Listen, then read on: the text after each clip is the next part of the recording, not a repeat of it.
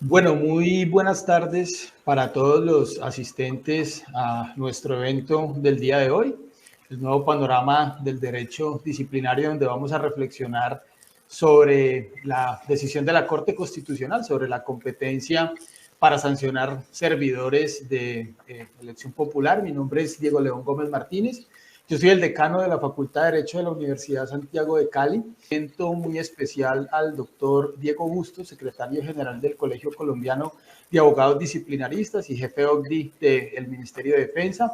También al doctor Luis Mauricio Úsuga, quien es profesional especializado de la Comisión Nacional de Disciplina Judicial, al doctor Michael Oyuela, que es jefe de la Oficina de Asesoría Jurídica de la Alcaldía Municipal de La Calera, a nuestro invitado internacional, el doctor Alberto Gándara Ruiz, que es magistrado del Tribunal de Justicia Administrativa del Estado de México, y a la doctora Diana Villarraga, que es consultora para el Programa de Naciones Unidas para el Desarrollo.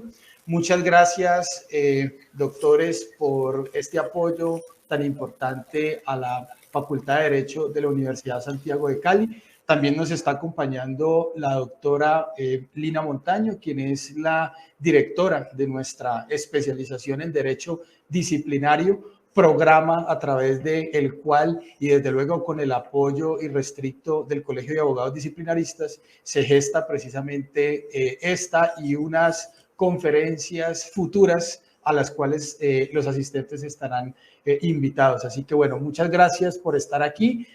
Muchas gracias por seguir fortaleciendo nuestra cultura jurídica en materia de derecho disciplinario. Bienvenidos por medios virtuales a la Facultad de Derecho de la Universidad Santiago de Cali.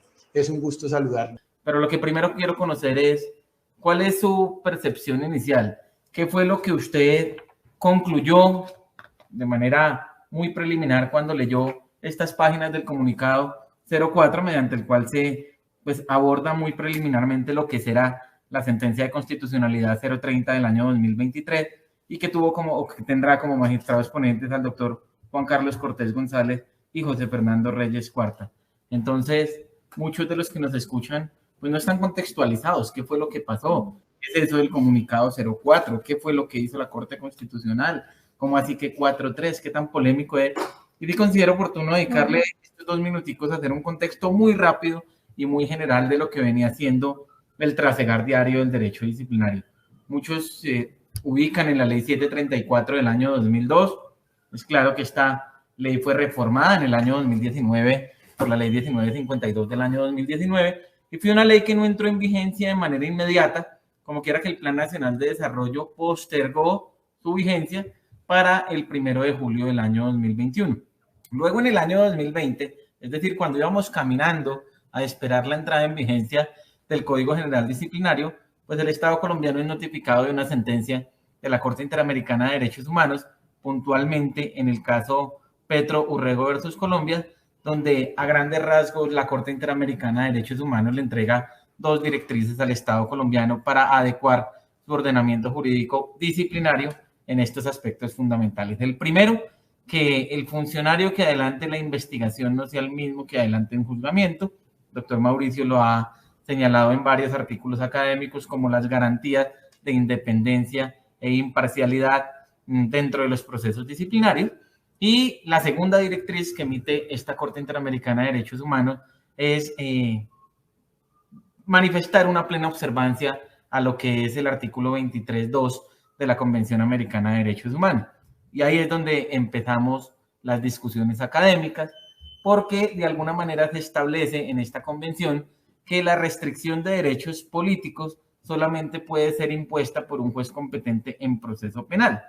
Recuerden que no dice derechos políticos de servidores de elección popular, sino los derechos políticos. Entonces, claro, ahí se empezó a dar una discusión bastante importante frente a si la interpretación a esa convención debía ser de forma literal o debía ser de forma sistemática, porque el juez penal pues conoce delitos y hay conductas disciplinarias que no son constitutivas de delito, independientes si eran de servidores o no de elección popular. Entonces, una vez notificado el Estado colombiano de esta sentencia, luego de varias mesas de trabajo y varios escenarios académicos de discusión, la Procuraduría decidió implementar o impulsar un proyecto de ley que reformara esta ley 1952 del año 2019, que recuerden, no había entrado en vigencia porque estaba postergada hasta el 1 de julio del año 2021. Pues bien, 2 días antes de cumplirse ese plazo, se expide la ley 2094 del año 2021, donde se modifica esa ley 1952 del año 2019 y se crean algunas figuras especiales, las llamadas funciones jurisdiccionales de la Procuraduría General de la Nación, que ahorita vamos a ver por qué se declara la inexequibilidad de este término de funciones jurisdiccionales, que básicamente era reconocer a una autoridad administrativa como que dentro de sus competencias tuviera una función jurisdiccional, ejemplo, Superintendencia de Industria y Comercio, lo mismo, pero pues en lo que tiene que ver con materia disciplinaria, para de alguna manera poder argumentar que la Procuraduría iba a emitir sentencias y no actos administrativos, y por ende, al tratarse de ser una autoridad con funciones jurisdiccionales, podía adecuar su comportamiento y sus funciones a lo exigido por la Convención Americana, pero también por la sentencia de la Corte Interamericana. Entiéndase que su decisión iba a ser impuesta por una autoridad judicial. Varias dudas, varias críticas, sí, pero además, pues generó una obligatoriedad frente a la separación de roles de investigación y juzgamiento, y en el entendido que como sus decisiones ahora no iban a ser actos administrativos, sino sentencias, pues se creaba el famoso recurso extraordinario de revisión. Eso a grandes rasgos como contexto, sé obviamente que he sido muy genérico, pero pues la idea no es hablar de lo histórico, sino de lo que está pasando. Pues bien, entró en vigencia de manera inmediata, entiendas, el mismo 29 de junio del año 2022, las funciones jurisdiccionales de la Procuraduría. 9 meses más tarde, los demás aspectos procesales, 29 de marzo del año 2000, perdón, entran a funciones jurisdiccionales en el año 2021, 29 de junio de 2021, posterior a ello, el 29 de marzo de 2022, los demás aspectos procesales, y por allá hay uno que nos está silbando en el oído para un próximo evento académico, que es el de la eliminación de la caducidad. Claro, cuando sale esta ley 2094, pues se generan muchos interrogantes frente a lo que era la exequibilidad o constitucionalidad de esta norma, y fue demandada ante la Corte Constitucional para determinar qué tan constitucional eran estas funciones jurisdiccionales. Y el pasado 16 de febrero del año 2023 se publica un comunicado identificado con el número 04, donde explican lo que va a contener la sentencia C-030 del año 2023, donde se declara unas inexequibilidades, pero se crean unas figuras procesales bien raras. Hecho este contexto, y Mauro, yo a usted siempre le mando ñapa, yo sí quiero conocer la percepción suya, pero vea que el doctor Alberto ha hecho algo muy interesante. Lo estaba notando porque lo quería encomillar al final, y es: la revisión del contencioso no resuelve el tema. Sigue siendo una autoridad administrativa quien sanciona a los servidores públicos de elección popular. Entonces, realmente, cuéntanos claramente su impresión, doctor Mauricio, pero ¿cumple o no cumple? Porque si solamente pueden ser sancionados por una autoridad judicial, y déjela en comillas, competente en proceso penal, si es que no queremos volver al debate del penal o el no penal, realmente quien está imponiendo la sanción es una autoridad administrativa. Lo que está es convalidándose de alguna manera con el contencioso administrativo. ¿Qué opina usted de eso, doctor Mauricio? En primer lugar, muy buenas noches para todos. Un agradecimiento a la Universidad de Santiago de Cali, a los ponentes. Es un privilegio para mí estar aquí con ustedes compartiendo pues, este espacio con un tema de tanta relevancia. De igual forma, a todas las personas que nos acompañan de manera virtual, muchísimas gracias por su asistencia. Yo debo ser muy honesto, y es que no comparto la apreciación de mis queridos colegas Michael Oyuela y Diana Marcela cuando tomo y leo el comunicado. Sencillamente fue un sinsabor de cara a los cargos que se habían formulado de constitucionalidad. Si revisamos con atención, el primero de ellos está afincado en el posible desconocimiento de dos disposiciones, esencialmente: el artículo 93 de la Constitución Política y el artículo 23 de la Convención Americana de Derechos Humanos. Ese era el fundamento para determinar que la Procuraduría no podía ejercer función jurisdiccional. Luego, en el desarrollo de las consideraciones que conocemos hasta el momento, vemos que la decisión que es mayoritaria dentro de esa alta corte, omitió por completo realizar una revisión directa de ese aspecto. Y por lo tanto, la función jurisdiccional, como bien lo anunciaba la doctora Diana, no se toma como una contradicción con el instrumento internacional, sino a partir de lo contenido en el artículo 116 superior, en el sentido de que se ha otorgado en bloque una función jurisdiccional a la Procuraduría General de la Nación, pero se omite el debate acerca de del estándar fijado en la sentencia del caso Petrurrego versus Colombia. Entonces, cuando tú me preguntabas si se adecua o no, pues yo creo que es bastante claro, no solo por el contenido de la sentencia, sino por la resolución de seguimiento que se expidió en noviembre de 2021, que la Corte nos está exigiendo algo, que la sanción que proceda contra los servidores públicos y personas, voy a dejarlo así y ya me voy a explicar por qué, debe provenir de un acto jurisdiccional definitivo, una sentencia, por parte de un juez competente en un proceso penal. Pero hagamos una cosa, dejemos por un momento de lado lo que nos está exigiendo la Corte Interamericana de Derechos Humanos y presento oposición también un poco al argumento presentado por la doctora Diana acerca de la coherencia de la Corte Constitucional respecto de sus anteriores decisiones. Porque cuando nos vamos a la sentencia CES 146 de 2021, vamos a encontrar que la misma Corte Constitucional señala que una interpretación sistemática de la Convención Americana de Derechos Humanos y la Constitución Política establece que los jueces, con independencia de su especialidad, es decir, saquemos de un momento ya si es penal o no, pero que sea juez, es lo que nos está diciendo la sentencia C-146, impongan limitaciones a los derechos políticos siempre que brinden las garantías del debido proceso, pero prohíbe que tales restricciones sean impuestas por autoridades administrativas impuestas. Eso no ha variado. Y como bien lo exponía el doctor Alberto Gándara, una cosa es una revisión de carácter judicial y otra cosa es un proceso con reserva judicial. Ojo que son cosas muy diferentes. Porque es que una cosa, y como bien lo reflejaban los votos disidentes de la Corte Constitucional, sencillamente, es muy diferente que la sanción sea producto de un proceso emitido por un juez con todas las garantías con las que está revestido, garantías de imparcialidad, de independencia, de inamovilidad, frente a la decisión que adopte la autoridad administrativa. Entonces, eso nos va a llevar también a que la solución que propone desde el mecanismo procesal, y que espero sea motivo de otra intervención posteriormente, nos lleva a la utilización del recurso extraordinario de revisión para decisiones de carácter administrativo. Eso es completamente sui generis, no solo aquí, en cualquier parte del mundo. Porque el entendimiento, y aquí voy a cerrar con esta idea, de un recurso extraordinario de revisión es la excepción a la cosa juzgada. Esa característica que reviste a las sentencias emitidas por un órgano adscrito a la rama judicial. Pero recurso extraordinario de revisión frente a una decisión que finalmente no es emitida por un juez es bastante problemático, doctor Diego. Bueno, doctor Mauricio, antes de darle paso al doctor Alberto, estoy que me escucho qué es lo que pasa en México y cómo es en México.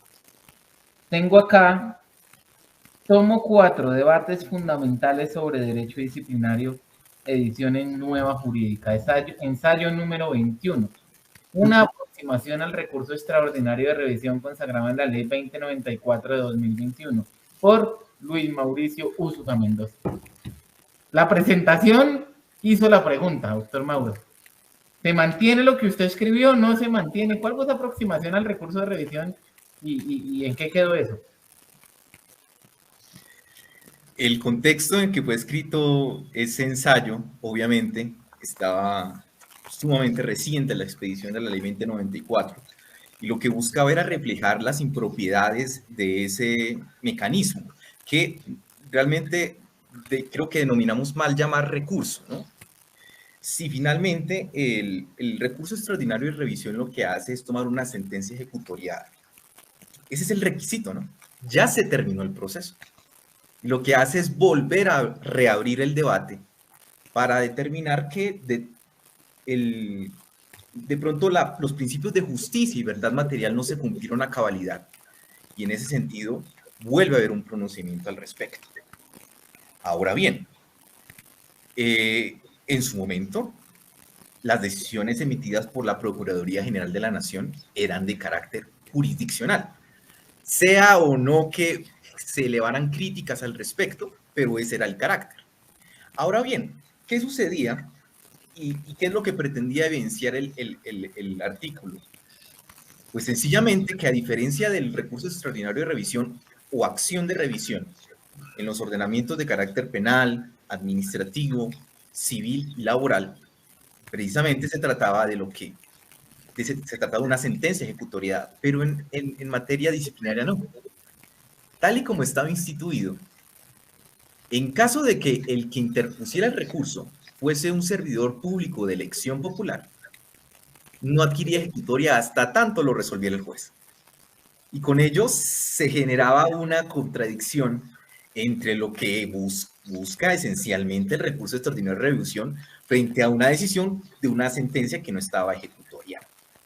Entonces, en este punto, ya nos encontramos con una situación todavía más exótica, como decía el doctor Michael, porque no solamente procede contra decisiones de carácter administrativo, sino que se adopta ese mecanismo procesal y se dice, bueno, como es de carácter rogado, como procede frente a determinadas causales, pues yo voy a hacer que ese control sea automático. Pero igual forma, las partes podrán hacer uso de todos los mecanismos que tiene el medio de control de nulidad y restablecimiento del derecho. Pero es que hay algo esencial, y es que el medio de control nace de una pretensión procesal por parte de esta persona. Se busca determinado objeto. Y de ahí se derivan todas las peticiones de carácter indemnizatorio. ¿En qué momento será que el disciplinado podrá elevar esas pretensiones si el control es de carácter automático? Entonces, yo sí pienso que aquí definitivamente no es posible, o sea, no veo cómo pueda llegar a ser aplicable ese mecanismo al interior del ordenamiento jurídico colombiano. Y quisiera aclarar algo respecto de la anterior intervención por si fue de pronto mal comunicado o no fui concreto al respecto. Yo creo que ya en Colombia ya hemos pasado a otro estadio. La Corte Constitucional ya nos ha llevado a un avance distinto respecto de la interpretación armónica de la Constitución Política y el artículo 23. Al menos así era hasta la sentencia C-147/2021. Aquí ya en Colombia no estamos debatiendo realmente si es de carácter penal o no, porque ya la Corte Constitucional dijo, juez independiente de su especialidad. Y de hecho, cuando comenzó todo el debate, siempre propuse dentro de los textos ese intermedio entre lo que nos exigía la Corte Interamericana de Derechos Humanos y lo que podíamos dar. Y precisamente es similar a la apreciación que tienen los magistrados disidentes de otorgar la facultad de la fase de juzgamiento a autoridades judiciales. Entonces, aquí el punto es que la imposición de acuerdo a esa sentencia previa, la C-146, está en cabeza de un juez. La imposición de la sanción. Pero es que aquí, si notas con detalle, cuando miras la forma en que está redactada, ellos no hablan de imposición, hablan de intervención. ¿Es que la convención está exigiendo la intervención del juez? No. Porque la intervención del juez se daría eventualmente en sede de revisión judicial, pero no es nada diferente a lo que teníamos antes. Es lo absoluto. Volvimos al mismo estado inicial que cuando comenzamos antes de la decisión de la Corte Interamericana de Derechos Humanos. Las decisiones emitidas por la Procuraduría eran de carácter administrativo y eran examinadas por la jurisdicción de lo contencioso administrativo, incluso por un medio de control que era mucho más idóneo que este control automático que tenemos en la actualidad. Ahorita hemos hecho un retroceso. Entonces, si lo vemos desde esa perspectiva, creo que la Corte Constitucional congloba dentro de la demanda, porque eso no fue demandado realmente, este aspecto, pero en busca de dar una solución sobre la propia interpretación que hace al declarar inexequibles las funciones jurisdiccionales de la Procuraduría General de la Nación, propone una alternativa que no va a tener eficacia, que no va a tener ningún tipo de eco, mucho más si tenemos en cuenta el precedente de la misma alta corte respecto del control automático de los fallos de responsabilidad fiscal. Y resulta curioso, cuando menos, que en ese momento se declara la inexequibilidad de ese mecanismo, pero ahora sea ella misma quien lo introduce para realizar una interpretación que busca acomodarse a esa nueva interpretación que se hace, que ya no es la imposición de la sanción por medio del juez, sino con la intervención. Esas serían las apreciaciones, doctor Diego. Me quitó la pregunta que les iba a hacer frente a responsabilidad fiscal, pero se la perdono. Doctor Alberto, ¿qué pasa en México? ¿Un alcalde en México es sancionado? ¿Se restringen sus derechos políticos? ¿Cuál es el control judicial? ¿Cuál es el papel de las autoridades administrativas cuando esto ocurre allí? Cuéntenos un poco, porfa. Claro que sí, hombre, con mucho gusto. Primero comentarles, para los que no saben, en México las faltas graves sí las resuelve una autoridad jurisdiccional. Es decir, sí sucede esto de la separación de roles. Los tribunales de justicia administrativa, que son los contenciosos administrativos, se les dotó de esta facultad para imponer sanciones por faltas graves. Entonces, ahí estamos ante una circunstancia en donde está a la mitad jurisdiccionalizada la resolución de faltas, ¿no? Pero nada más graves. Las faltas no graves siguen estando en sede administrativa. Y el dato curioso es que históricamente en la revisión de la legalidad de las sanciones impuestas a servidores públicos, en la vía de la jurisdicción contenciosa administrativa, el porcentaje es entre 6 y 7 resoluciones de cada 10 en donde se determina la nulidad de estas sanciones. Y de ahí que se acredita que cuando las resoluciones están en sede administrativa, cuando la facultad de resolución está en sede administrativa, en muchos de los casos se sanciona, pero se sanciona ya con una idea preconcebida, como lo dice la multicitada sentencia de la Corte Interamericana, ¿no? Entonces, el tema de los servidores públicos de elección popular aquí en México tiene una circunstancia muy especial, porque aquí en México tenemos primero, además de la jurisdicción disciplinaria, tenemos un juicio político, una facultad que tienen los congresos, que tienen las cámaras de diputados, para iniciar un juicio prácticamente en contra de los servidores públicos de elección popular y eventualmente destituirlos de su cargo. Entonces ahí pues el Poder Legislativo se constituye como jurado y puede destituir a los servidores públicos que son votados de manera popular, ¿no? Esa es una característica especial que sí me gustaría transmitirles. Y la otra es que todavía tenemos la posibilidad de que autoridades administrativas destituyan servidores públicos de elección popular. Y es el caso, por ejemplo, de las contralorías de los poderes legislativos, en donde tienen facultades para destituir legisladores, o sea, diputados. En el caso, por ejemplo, del Estado de México, se puede destituir alcaldes o regidores o síndicos, que son los equivalentes a los concejales allá.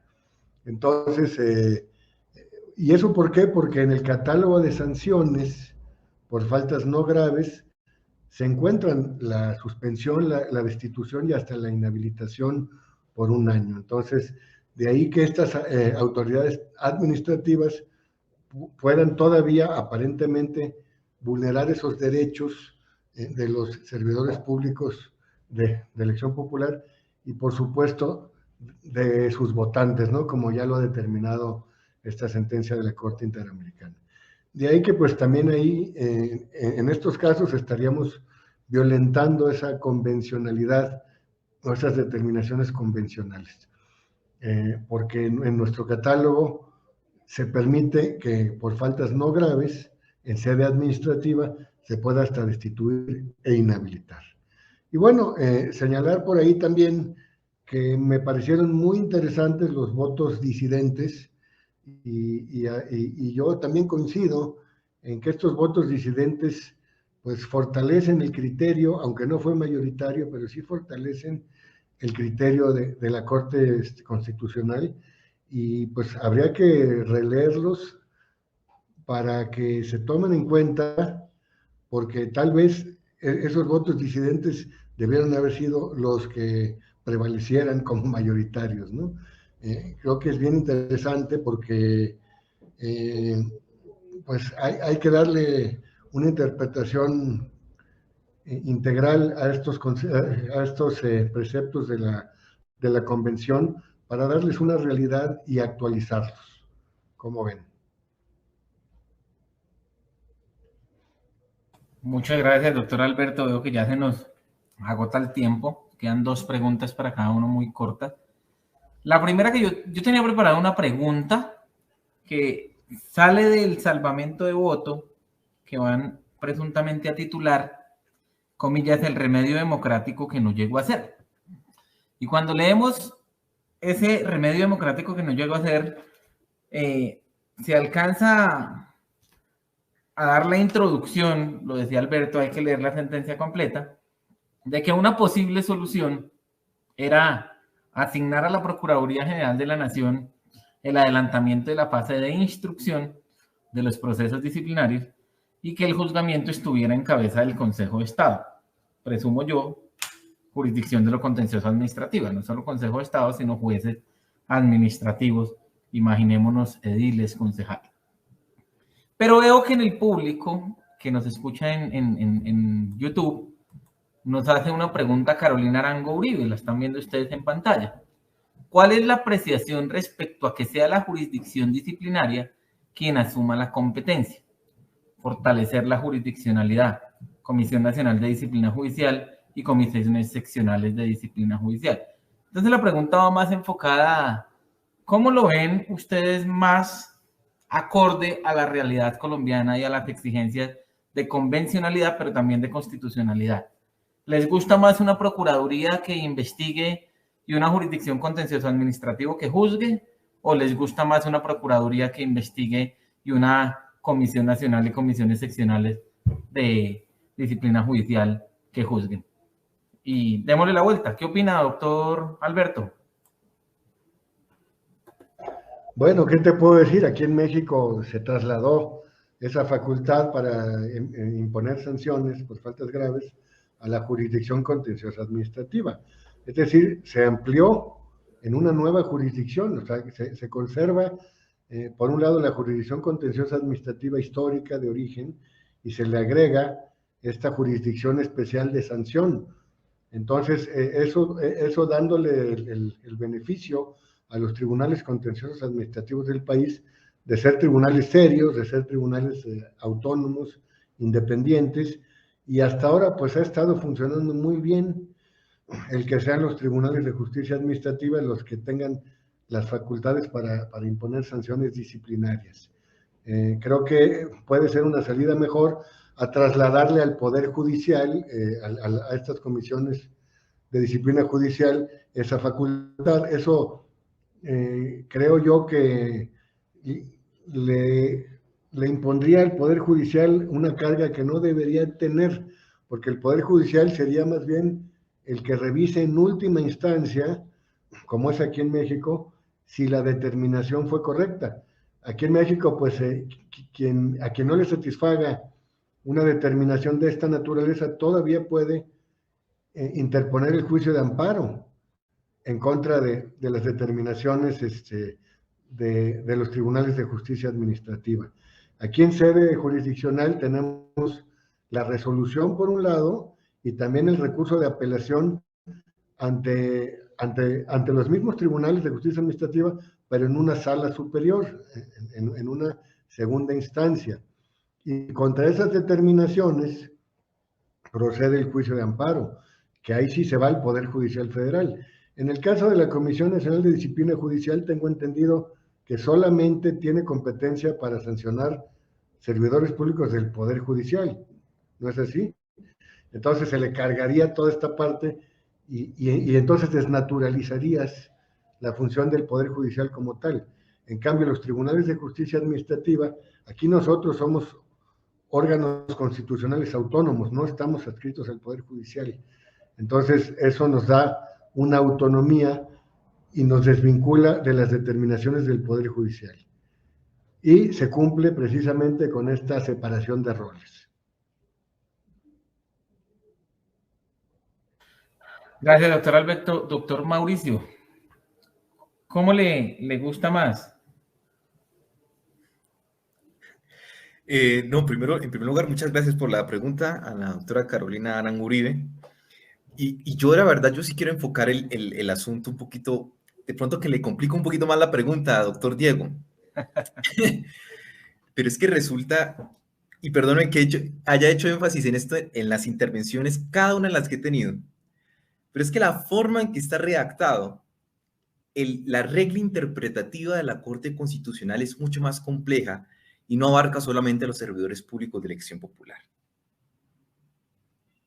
Y hay que tener mucho cuidado con eso, porque es que cuando uno observa, ellos dicen, no, y sobre todo en el párrafo número 198, muy concordante con con el párrafo 93 de la sentencia de la Corte Interamericana, ahí no se habla de servidores públicos de elección popular, no se habla ni siquiera de servidores públicos, se habla de personas. Entonces aquí el tema es que es la autoridad judicial quien debe limitar derechos políticos independientemente de quién se trate. Y si esa es la perspectiva, entonces creo que hay que hacer una reingeniería mucho más grande en materia disciplinaria en nuestro país. Porque es que ya estamos hablando de que esa protección no debe ser aplicada por las autoridades administrativas.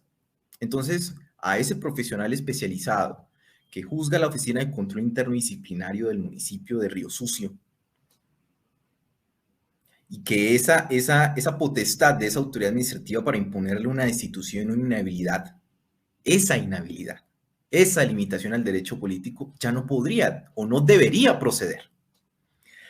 Si es así, entonces creo que es hora, como también lo habíamos platicado en varias oportunidades con el doctor Diego, de pensar en cuáles son el régimen de sanciones que debe estar a cargo de esas autoridades administrativas. Y perdóname que insista también en esta idea que siempre ha estado en mi cabeza desde que salió la sentencia del caso Petrurrego acerca de la inhabilidad moderada, que está plasmada en un artículo de la revista de Derecho Público Uruguayo y Contemporáneo de febrero de 2021, en donde se habla de, está bien, queremos asegurar la probidad, la moralidad de los servidores públicos. Está bien. ¿Qué tal si esa limitación que se le imponga por parte de la autoridad administrativa no afecte la posibilidad de que esta persona concurra a jornadas democráticas y permita que ésta sea postulada dentro de un cargo de elección popular, pero que sí restrinja la posibilidad de que ejerza cualquier otro cargo que no sea de esa naturaleza? Y también estoy de acuerdo con el magistrado Alberto. Creo que la Comisión Nacional de Disciplina Judicial tiene una naturaleza bastante especial y es precisamente disciplinar a los propios servidores públicos que pertenecen a la rama judicial. Entonces, en ese sentido, me parece que es posible y defiendo que sea una autoridad judicial quien decida sobre todas las medidas que afecten derechos políticos, pero no sé si lo mejor sea otorgársela a la jurisdicción disciplinaria, porque también podríamos propugnar porque eso quede en jueces especializados en esa materia. O, tal y como lo propone la Corte Constitucional, cuestión que me parece idónea, que queda a cargo de ciertos jueces administrativos, lo cual también requerirá una reingeniería en el área en la parte de la rama judicial. Y esa es la idea que se ha defendido desde las primeras ideas que se gestaron una vez salió la sentencia, no lo olvidemos, por parte del maestro Carlos Arturo Gómez Pavalló, que una de las propuestas fue precisamente esa que hoy se está plasmando y que hemos secundado varios de nosotros. Entonces, esa sería como la alternativa que más me agradaría, doctor Diego. Precisamente esta es la última pregunta, que ya el doctor Michael se adelantó.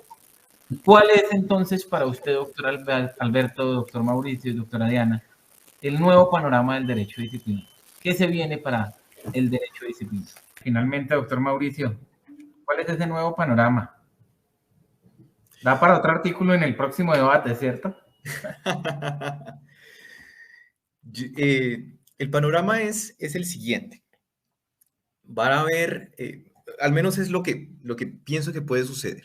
En este momento, entonces, retorna la naturaleza administrativa de las decisiones de la Procuraduría General de la Nación, lo que implica que al no retirársele la competencia, continuaremos en incumplimiento de la sentencia de la Corte Interamericana de Derechos Humanos.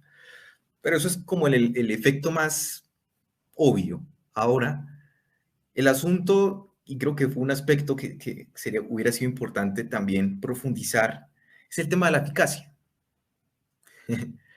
Entonces, la decisión va a ser adoptada por la Procuraduría General de la Nación después de adoptarse una decisión o fallo de segunda instancia al interior de la Procuraduría, incluso de doble conformidad. Y después de transcurrir todo ese proceso, ahora se someterá a decisión de la jurisdicción contencioso administrativa, que para nadie es un secreto. Está congestionada. Luego, la efectividad de las sanciones contra estos servidores públicos de elección popular se verá dilatada en el tiempo, muy probablemente mucho después de que hayan cumplido con su mandato. Es algo preocupante y lo es todavía más que el estatuto disciplinario que ha exhortado la Corte Constitucional que se expida va a partir de un presupuesto, y es lo que se ha dicho en la decisión de la Corte Constitucional, donde ya se ha reafirmado varios aspectos que de alguna manera dificultarían que se eleven los estándares de garantía en materia disciplinaria. De manera que el panorama por ahora es bastante preocupante, como lo dice la doctora Diana, pero sin embargo, creo que es posible, gracias a la intervención, por ejemplo, del Consejo de Estado, que ha sentado importantes posiciones de cara al control de convencionalidad y pueden, a raíz de estas decisiones, generarse una barrera para que instrumentos procesales tan inidóneos tengan aplicabilidad. Y no solo esto, porque como destacó el doctor Michael Oyuela, se trata de una decisión de 5 contra 4. En cualquier momento la posición puede variar. Entonces continuaremos a la espera de que en últimas haya una transformación que, como lo dice el comunicado, al menos hasta el momento, sí en verdad aplique el principio pro domine, y que esa interpretación evolutiva nos siga llevando a efectivizar de mejor manera la protección del debido proceso y las garantías y derechos, no solo resguardados del instrumento internacional, sino también desde la Constitución política. Muchas gracias. Doctor Mauricio, a usted muchas gracias, a todos mis compañeros de panel, por supuesto también a la Universidad Santiago de Cali. Recibo un saludo muy especial